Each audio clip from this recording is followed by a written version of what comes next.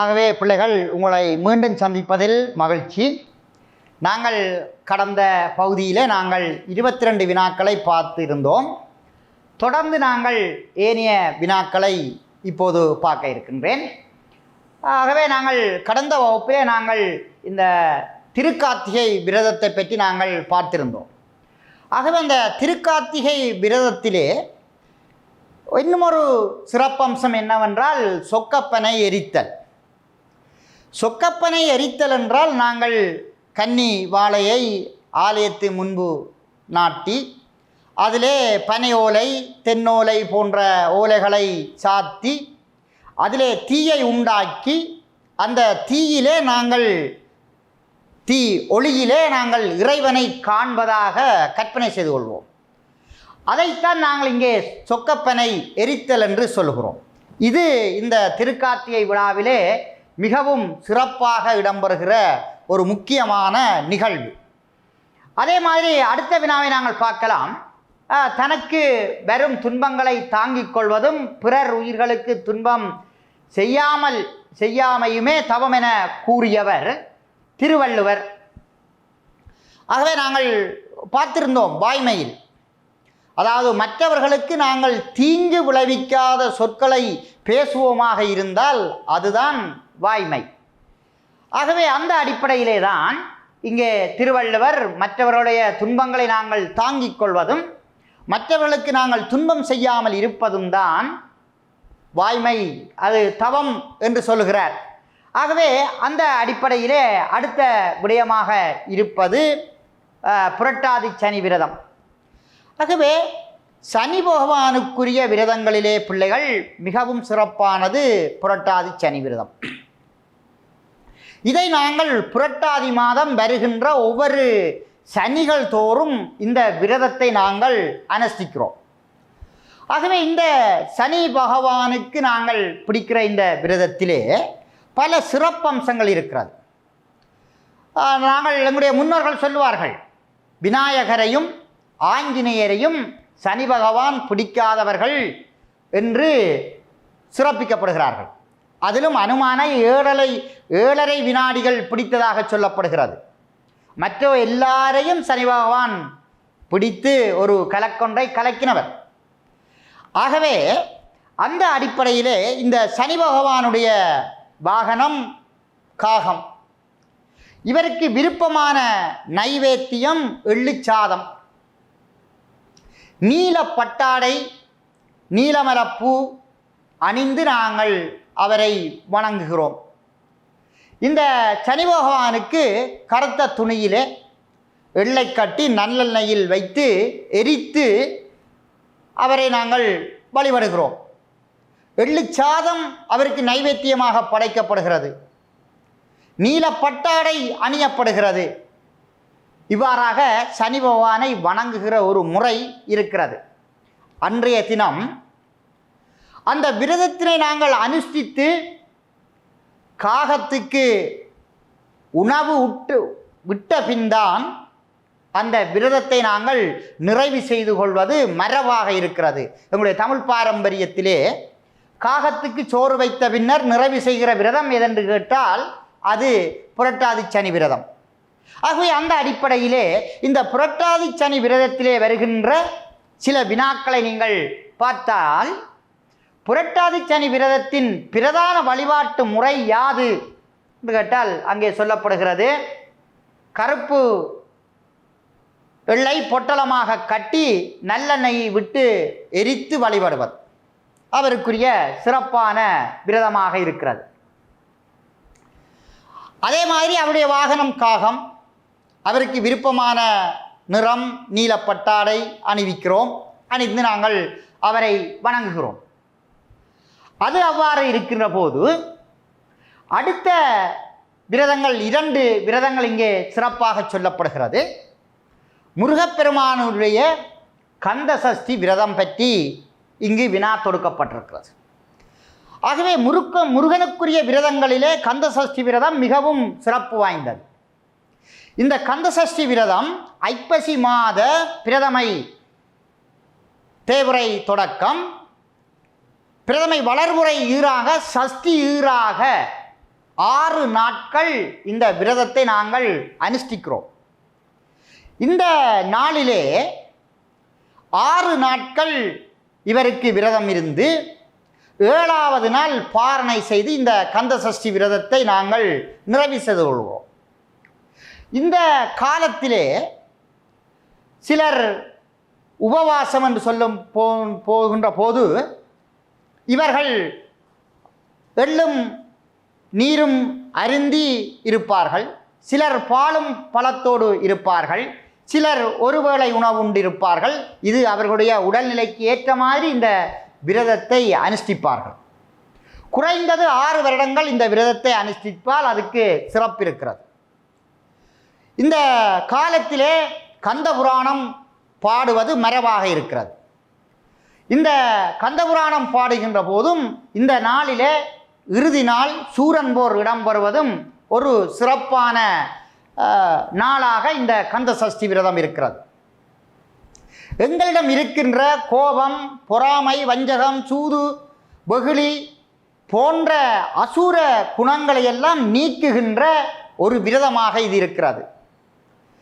ஆணவம், கன்மம், மாய் என்று சொல்லப்படுகின்ற மும்மலங்களுடைய நிலையினை இங்கே சூரன், சிங்கன், தாரகன் என்று சொல்லப்படுகின்ற 3 பேரையும் உருவகித்து அதனுடைய அழிவை சொல்லுகின்ற ஒரு நிகழ்வாக இருக்கிறது. என்னும் ஒரு வடிவேல் நாங்கள் சொன்னால், செய்யன்று மறைத்தலால் ஒருவன் செய்த உதவியை மறந்ததால் ஏற்பட்ட விளைவாக இது காணப்படுகிறது. ஆகவே அப்படியான இந்த கந்த சஷ்டி விரதத்தினுடைய சிறப்புகளை நாங்கள் பார்க்கின்ற போது அதிலே கந்த சஷ்டி விரதம் எப்போது அனுஷ்டிக்கப்படுகிறது என்று பார்த்தால், ஐப்பசி மாத அமாவாசை அடுத்த பிரதமை முதல் வளர்வுறை பிரதமை சஷ்டி ஈறாக 7 நாட்கள் 6 நாட்கள் இந்த விரதத்தை நாங்கள் அனுஷ்டிக்கிறோம். 7வது நாள் பாரணை செய்து அந்த விரதத்தை நாங்கள் நிறைவு செய்கிறோம் பிள்ளைகள். ஆகவே இந்த கந்த சஷ்டி விரதம் முருகன் ஆலயங்களிலே சிறப்பாக இடம்பெறும். ஆனால் சின்ன கதிர்காமம் என்று அழைக்கப்படுகின்ற மண்டூர் கந்த சுவாமி கோயிலிலே இந்த கந்த சஷ்டி விரதம் அனுஷ்டிக்கப்படுகிறது. ஆனால் சூரன் போர் நடைபெறுவதில்லை. அங்கு கந்த புராணம் படிக்கப்படுவதில்லை. அதற்கு பதிலாக திருச்செந்தூர் புராணம் அங்கே படிக்கப்படுவதை நீங்கள் பார்க்கலாம். ஆகவே முருகனாலயம் என்றால் கந்த சஷ்டி விரதம் அனுஷ்டிக்கப்படும், அங்கு கந்த புராணம் படிக்கப்படும்.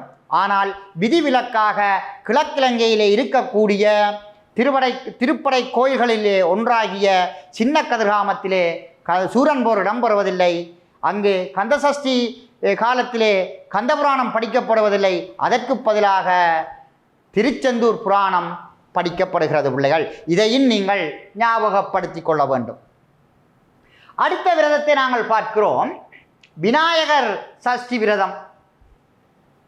ஆகவே அந்த வினாக்களிலே நாங்கள் பார்த்தால் இது விநாயகருக்குரிய சிறப்பான விரதம். ஏனைய விரதங்களெல்லாம் 1 மாதத்திலேயே அந்த தொடர்பு இருக்கும். ஆனால் இந்த விநாயகர் சஷ்டி விரதம் மட்டும் கார்த்திகை மாத பிரதமை தொடக்கம் மார்கழி மாத பிரதமை சஷ்டி வரையான 21 நாட்கள் அந்த விரதத்தை நாங்கள் அனுஷ்டிக்கிறோம். இந்த விநாயகர் சஷ்டி காலத்திலே பரத பண்டிதருடைய பிள்ளையார் கதை படிக்கப்படுகிறது. எங்களுடைய சுன்னாகம் பரத பண்டிதரால் இயற்றப்பட்ட விரத மகிமை கூறுகின்ற பிள்ளையார் கதை இங்கு படிக்கப்படுகிறது. இந்த நாளில் இந்த விரதத்தினை குறைந்தது நாங்கள் 21 வருடம் அனுஷ்டிக்கலாம். அல்லது போனால் குறைந்தது 7 வருடங்களாவது இந்த விநாயகர் விரதத்தினை நாங்கள் அனுஷ்டிக்க வேண்டும். இந்த விநாயகர் சஷ்டி விரதத்தினை அனுஷ்டித்து பலர் பேறு பெற்றிருக்கிறார்கள் என்பதை எங்களுக்கு புராண கதைகள் எடுத்து கூறுகின்றன. இந்த காலத்திலே விநாயகருக்கு விருப்பமான எள்ளுருண்டை, மோதகம், அவல், கடலை போன்றவற்றை நைவேத்தியம் செய்து வழிபடுவதோடு பூசணிப்பூ, அருகம்பூ, புல்லு போன்றவற்றை கொண்டு அர்ச்சித்து வழிபடுவதும் இந்த விரதத்துக்கு சிறப்பான ஒன்றாக இருக்கிறது பிள்ளைகள். ஆகவே கந்தசஷ்டி விரதத்தில் விரதம் அனுஷ்டிக்கப்படுற காலம் எத்தனை என்று கேட்டால் அது 21 நாள் என்பதை இந்த வினா உங்களுக்கு காட்டி நிற்கிறது. அடுத்தது பாருங்கள், கந்தசஷ்டி விரதத்தினை அனுஷ்டிப்பதனால் கெடும் அசுர பண்புகள் எவை? நாங்கள் கந்தசஷ்டி விரதத்தினை அனுஷ்டித்தால் காமம், வெகுளி, ஈயாமை, மயக்கம், செருக்கு, பொறாமை என்கின்ற இந்த தீய குணங்கள் எல்லாம் எங்களை விட்டு நீங்கும். அதாவது ஆணவ மலத்தினுடைய வலிகெடுதலைத்தான் இந்த கந்தசஷ்டி விரதம் எங்களுக்கு உணர்த்தி நிற்கிறது. அதே போன்று நாங்கள் தொடர்ந்து நீங்கள் வினாவை பார்த்தீர்களாக இருந்தால், இந்த விநாயகர் சஷ்டி விரதத்தில் விநாயகருக்கு நிவேதிக்கும் பொருட்களவை நான் முன்னமே சொல்லியிருந்தேன். கடலை, அவல், மோதகம் அவருக்கு விருப்பமான நைவேத்தியம், எள்ளுருண்டை, இது அவருக்கு விருப்பமான நைவேத்தியமாக சொல்லப்படுகிறது.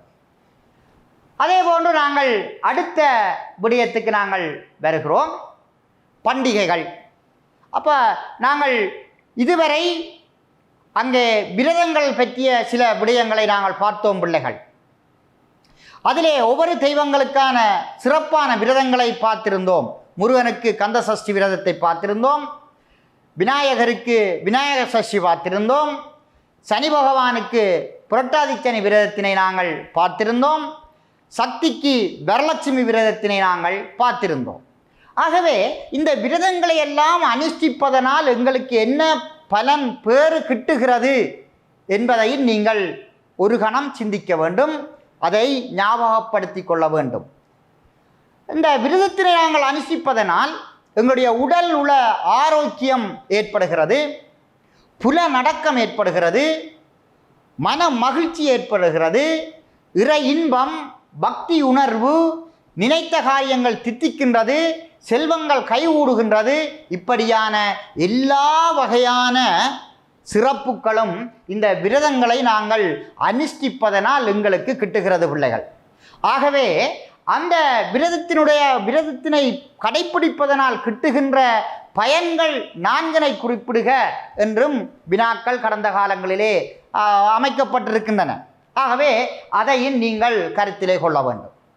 தொடர்ந்து இந்த விரதங்களுக்கு அடுத்தபடியாக நாங்கள் பண்டிகைகளை பார்க்க இருக்கிறோம். அந்த பண்டிகைகளுக்குள் வருகின்ற சில வினாக்களை இங்கே காட்சிப்படுத்தி இருக்கிறார்கள். ஆகவே பண்டிகை என்பது நாங்கள் அறுசுவை உணர்வோடு மகிழ்ச்சியாக குதூகலமாக இறை உணர்வோடு கொண்டாடப்படுகின்ற ஒரு நிகழ்வு.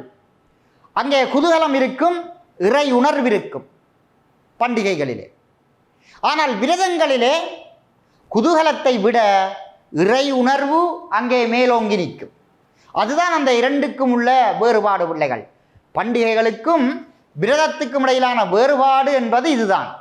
விரதம் என்பது நாங்கள் மனம்புற வழி போகாது நிற்றல் பொருட்டு உணவை விடுத்தேனும் சுருக்கியேனும் இறைவனை மெய்யன்போடு விதிப்படி வழிபட்டு இறை சிந்தனையோடு இருக்கிற காலமாக இருக்கும். ஆனால் பண்டிகை இறை உணர்வோடு குதூகலத்தையும் மகிழ்ச்சியையும் தருகின்ற ஒன்றாக இருக்கும். அங்கு அறுசுவை உணவுகளை நாங்கள் உட்கொள்வோம். ஆகவே அந்த அடிப்படையிலே இந்த தீபாவளி விரதம் பற்றிய கருத்துக்களை நாங்கள் பார்க்கிறோம். இந்த இந்துக்கள் மத்தியிலே 2 காலங்கள் பிரிக்கப்பட்டிருக்கின்றன, உத்தராயண காலம், தட்சநாயன காலம். ஆகவே உத்தராயண காலம் என்று நாங்கள் பார்க்கின்ற போது தை மாதம் தொடக்கம் ஆனி வரையான அந்த 6 மாதங்கள். தட்சநாயன காலம் என்பது ஆடி தொடக்கம் மார்கழி வரையான 6 மாதங்கள். ஆகவே அந்த தட்சநாய காலத்திலே வருகின்ற முதல் பண்டிகை ஆடிப்பிறப்பு. அந்த காலத்திலே வருகின்ற இன்னொரு பண்டிகை தான் இந்த தீபாவளி. ஆகவே தட்சநாயன காலத்திலே வருகின்ற ஒரு பண்டிகை, ஐப்பசி மாத சதுர்த்தசியிலே இந்த பண்டிகையை நாங்கள் கொண்டாடுகிறோம். இந்த தீபாவளி என்றால் தீபங்களை வரிசையாக ஏற்றி வழிபடுதல். தீபங்களை வரிசையாக ஏற்றி வழிபடுதல் என்பதுதான் பொருள். ஆனால் அந்த தீபாவளியினுடைய தத்துவம் என்ன என்றால், எங்களிடம் இருக்கின்ற அறியாமையை நீக்கி எங்கள்கிட்ட மெஞ்ஞான அறிவை ஊட்டுகின்ற ஒன்றாக இந்த பண்டிகை காணப்படுகிறது. அது தத்துவம். எங்கள்கிட்ட இருக்கின்ற அறியாமையை போக்கி மெஞ்ஞானத்தை ஏற்படுத்துகிறது இந்த தீபாவளி. ஆகவே தான் நாங்கள் தீபாவளி அன்று நாங்கள் நல்லெண்ணெய் வைத்து தோய்கிறோம், நீராடுகிறோம். ஏன் அந்த நல்லெண்ணெயை நாங்கள் வைக்கிறோம் என்றால், எங்களிடம் நல்ல சிந்தனைகள், நல்ல எண்ணங்கள் ஏற்பட வேண்டும் என்பதற்காக அந்த கங்கரியத்தை நாங்கள் செய்கிறோம். அதே போன்று இந்த தீபாவளி அன்று நாங்கள் புதிய ஆடைகளை நாங்கள் அணிகிறோம். அந்த புதிய ஆடைகள் எங்களுக்கு ஞானத்தை தருகின்றன. அரப்பு வைக்கிறோம், எங்களிடம் இருக்கின்ற தீய குணங்கள் எல்லாம் நீங்க வேண்டும் என்பதற்காக. ஆகவே இந்த தீபாவளி அன்று நாங்கள் இப்படியான நல்ல விடயங்களை முன்னெடுக்கிறோம். இந்த தீபாவளியோடு நரகாசூரன் தொடர்பட்டிருப்பதை நாங்கள் பார்க்கிறோம். இந்த தீபாவளியோடு அந்த புராண கதை எங்களுக்கு அதைத்தான் சொல்லுகிறது.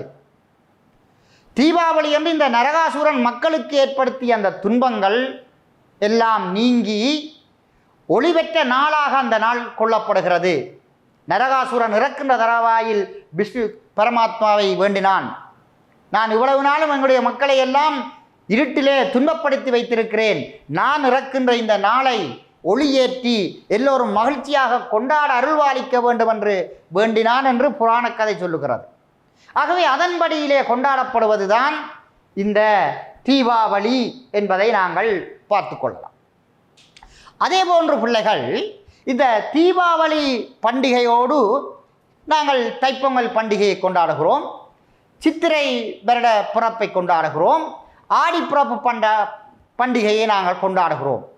இந்த பண்டிகைகள் எல்லாவற்றையும் நாங்கள் கொண்டாடுவதனால் எங்களுக்கு ஏற்படுகின்ற நன்மை என்ன என்று நாங்கள் பார்த்தால், இந்த இறை உணர்வை ஏற்படுத்தக்கூடியதாக இருக்கிறது, மன மகிழ்ச்சியை தருகின்றது, சமூக ஒற்றுமையை அது எடுத்து காட்டுகிறது, ஐம்பொறி அடக்கங்களை எங்களுக்கு கற்றுத்தருகிறது. இந்த நாட்களிலே நாங்கள் மகிழ்ச்சியாக குதூகலமாக இருப்பதற்கு அது எங்களுக்கு வழி சமைத்து தருகிறது. அகப்புற தூய்மையை எங்களுக்கு ஏற்படுத்துகிறது. இப்படியான பல நன்மைகளையும் இந்த பண்டிகைகள் எங்களுக்கு செய்கின்றது. ஆகவே அந்த அடிப்படையிலே நாங்கள் இந்த தீபாவளி என்பதன் பொருள் யாது என்று நீங்கள் பார்த்தால், தீபங்களை வரிசையாக ஏற்றி வழிபடுதல் தீபாவளி. நாங்கள் முன்னரே உங்களுக்கு சொல்லியிருந்தேன். அதே போன்று இந்த பண்டிகைகளை கொண்டாடுவதனால் ஏற்படுகின்ற பயன்கள், நன்மைகள் உங்களுக்கு என்னத்தை அது சொல்லித்தருகிறது, என்ன நன்மையை பயக்கின்றது என்று பார்த்தால், இறை உணர்வை எங்களுக்கு ஊட்டுகிறது, நல்ல சிந்தனையை எங்களுக்கு தருகிறது, எங்களுடைய உடலையும் உள்ளத்தையும் புனிதப்படுத்துகிறது, பகிர்ந்துண்ணும் பழக்கத்தை ஏற்படுத்துகிறது. நாங்கள் பண்டிகை என்றால் நிச்சயமாக உற்றார் உறவினர்கள் எங்களோடு கலந்து கொள்வார்கள், அல்லது நாங்கள் அவர்களோடு கலந்து கொண்டு நாங்கள் உண்ணுகின்ற உணவுகளை அவர்களுக்கு கொடுத்து அவர்கள் தருகின்ற உணவுகளை நாங்கள் உண்டு மகிழுகின்ற ஒரு சிறப்பான நாள்தான் அந்த பண்டிகை. இதைத்தான் நாங்கள் காலந்தோறும் எங்களுடைய இந்துக்கள் மத்தியிலே இந்த பண்டிகைகள் சிறப்பு பெறுவதை நாங்கள் பார்க்கலாம். ஆகவே அதனைத் தொடர்ந்து இங்கே அடுத்த வினா தொடுக்கப்படுகிறது. இந்த தீபாவளி விரதத்துடன் தொடர்புடைய அசுரன் யார்? அப்போ நான் ஏற்கனவே முன்னர் சொல்லியிருந்தேன், இந்த தீபாவளி பண்டிகையோடு தொடர்பட்ட ஒரு புராண கதை இருக்கிறது. அந்த கதையிலே வருகின்றவன் நரகாசூரன். ஆகவே இந்த வினாவுக்குரிய விடை நரகாசூரன். அதே போன்று பாருங்கள், தீபாவளியின் தத்துவம் யாது? தீபாவளி என்பதன் பொருள் வேறு, தீபங்களை வரிசையாக ஏற்றி வழிபடுதல். ஆனால் தீபாவளியினுடைய தத்துவம் என்பது ஒவ்வொருவரும் ஞானமாகிய ஒளியை பெறுதல். அதுதான் நான் முன்னே சொன்னேன், எங்களிடம் இருக்கின்ற அறியாமையை நீக்கி மெஞ்ஞானமாகிய ஒளியை தருவது இந்த தீபாவளி. இதுதான் அதனுடைய தத்துவம். ஆகவே இவ்வாறாக பண்டிகைகளும் எங்களுடைய இந்து பாரம்பரியத்திலே இந்து மக்களிடையே சிறப்பு பெற்றிருப்பதும் அது மக்களுடைய வாழ்க்கையை வளம்படுத்துவதாகவும் அமைந்திருப்பதை நாங்கள் அறியக்கூடியதாக பார்க்கிறோம். தொடர்ந்து நாங்கள் இந்த வினாக்கள் வரிசையிலே திருநெற்றின் மறுவேகள் 4 தருக என்று கேட்டிருக்கிறார்கள். விபூதி, உருத்திராக்கம், திருவைந்தெழுத்து. இதை நாங்கள் சிவ சின்னங்கள் என்று அழைக்கிறோம். இறைவனை அடைந்து கொள்வதற்குரிய அல்லது இறைவனுடைய அடையாளமாக இருக்கக்கூடியவற்றை நாங்கள் சிவ சின்னங்கள் என்று சொல்லுகிறோம் பிள்ளைகள். ஆகவே அந்த வகையிலே இங்கு திருநெற்றின் மறுவேர்கள் 4 தருக என்று கேட்கப்பட்டிருக்கிறது. ஆகவே விபூதி மேலான செல்வத்தை தருவது. இது தூய பசுவினுடைய சாணத்திலிருந்து தயாரிக்கப்படுகிறது. இந்த விபூதியை தீட்சை பெற்றவர்கள் தங்களுடைய உடல்களிலே 16 இடங்களிலே அதை திரிபுண்டரமாக அணிந்து கொள்ள வேண்டும். அதாவது விபூதி அணியப்படுகின்ற முறைகள் 2 இருக்கிறது. உத்தூலனம், திரிபுண்டரம். உத்தூலனம் என்பது பரவி பூசுதல், திரிபுண்டரம் என்பது 3 குறிகளாக பூசுவது. இந்த விபூதியை வடக்கு முகமாகவோ அல்லது கிழக்கு முகமாகவோ நின்று நிலத்திலே சிந்தாதபடி சிவ சிவ என்று சொல்லி அந்த விபூதியை நாங்கள் அணிந்து கொள்ள வேண்டும். அந்த விபூதிக்கு பல நாமங்கள், பெயர்கள் சொல்லப்படுகிறது. திருநெற்றுக்கு விபூதி, பசிதம், ரட்சை, சாரம், பஸ்மம், இப்படி இந்த விபூதிக்கு மறுபெயர்கள் இருக்கின்றன. இதற்கு ஒவ்வொரு தத்துவங்களும் இருக்கின்றது பிள்ளைகள். பசிதம் ஒளியை கொடுப்பது. பசிதம் என்றால் ஒளியை கொடுப்பது. ரட்சை பாதுகாப்பது, எங்களை ரட்சிப்பது. அதான் நாங்கள் வெளியிலே செல்லுகின்ற போது வீட்டிலே சொல்வார்கள், விபூதியை அணிந்து செல், பயப்பட மாட்டாய். ஆகவே எங்களை பாதுகாப்பது விபூதி, அதனால் அதற்கு ஒரு பெயர் ரட்சை. சாரம் மும்மலங்களிலிருந்து விடுபடுதல். ஆணவம், கன்மம், மாய என்று சொல்லப்படுகின்ற 3 மலங்களிலிருந்து விடுபடுதல். பஸ்மம் நாங்கள் செய்த பாவங்களை போக்க வல்லது. அந்த விபூதியை நீங்கள் தரித்தால் நீங்கள் செய்த பாவங்களை போக்க வல்லது பிள்ளைகள் இது. அதனால் அதற்கு ஒரு பெயர் பஸ்மம். ஆகவே இந்த விபூதிக்கு பசிதம், ரட்சை, சாரம், பஸ்மம் என்று நல்ல அழகிய பெயர்களையும் வைத்து அதனோடு இணைந்த வகையிலே அதனுடைய விளக்கத்தையும் தந்திருக்கிறார்கள். இந்த விபூதியினுடைய சிறப்பை ஔவையார் நீரில்லா நெற்றி பால் என்று சொல்லி விபூதியுடைய பெருமைப்படுத்தி இருக்கின்றார். திருஞான சம்பந்தர் தமது திருநெற்று பதிகத்திலே மந்திரமாவது நீரு, வானவர் மேலது நீரு, சுந்தரமாவது நீரு, துதிக்கப்படுவது நீரு, ராவணன் மேலது நீரு என்று கூறி அவர் திருநெற்று பதிகத்திலே பாடியிருக்கிறார். ஆகவே திருநெற்றினுடைய சிறப்பை நாங்கள் ஔவையார் ஊடாகவும் இந்த திருஞான சம்பந்தருடைய திருநெற்று பதிகத்தின் ஊடாகவும் பிள்ளைகள் நாங்கள் அறிந்து கொள்ளலாம். ஆக இந்த விபூதியிலே நாங்கள் அணியப்படுகின்ற முறை நான் முன்னர் சொன்னது போல உத்தூலனம், பரவி பூசுதல். திரிபுண்டரம் 3 குறிகளாக பூசுதல். எங்களுடைய உடலிலே நாங்கள் 16 இடங்களிலே அந்த விபூதியை நாங்கள் பூசிக்கொள்ள வேண்டும். தீட்சை பெற்றவர்கள் நிச்சயமாக சந்தியாவந்தனத்திலே நாங்கள் 16 இடங்களிலே அதனை தரித்து கொள்ள வேண்டும். அதுதான் நாங்கள் விபூதி அணியப்படுகின்ற முறை. அந்த விபூதியை தொடர்ந்து சிவசின்னங்களிலே உருத்திராக்கம் பற்றிய வினா இங்கு தொடுக்கப்பட்டிருக்கிறது. ஆக பிள்ளைகள், உருத்திராக்கம் என்பது உருத்திரன் சக அங்கம் உருத்திரனுடைய கண் என்பது பொருள். இந்த உருத்திராக்கம் 32 மணிகளை கொண்டது. உருத்திராக்கம் 32 மணிகளை கொண்டது. அதிலே அந்த 32 மணிகளும் 28 வேதங்களையும் 4 வேதங்களையும் 28 ஆகமத்தையும் குறித்து நிற்கிறது. இந்த உருத்திராக்க மாலை 16 முகங்களை கொண்டது. கபிலம், பொன் போன்ற பொருட்களை கொண்டு அந்த உருத்திராக்கம் ஆக்கப்படுகிறது. செபம் சொல்லுகின்ற போது நாங்கள் 108 மணிகள் கொண்ட அல்லது 54 மணிகள் கொண்ட உருத்திராக்கத்தினை நாங்கள் பயன்படுத்தி கொள்ள வேண்டும். நாங்கள் பூசை வழிபாட்டின் போது, செபத்தின் போது, இறை வழிபாட்டின் போது இந்த உருத்திராக்கத்தை நாங்கள் அணிந்து கொள்ள வேண்டும். ஆக உருத்திராக்கம் என்பதனை எதனை நினைவூட்டுகிறது என்று இங்கே வினா தொடுக்கப்பட்டிருக்கிறது. ஆகவே நான் முன்னர் சொல்லிவிட்டேன், உருத்திரன் சக அங்கம், உருத்திரனுடைய கண் என பொருள்படும்.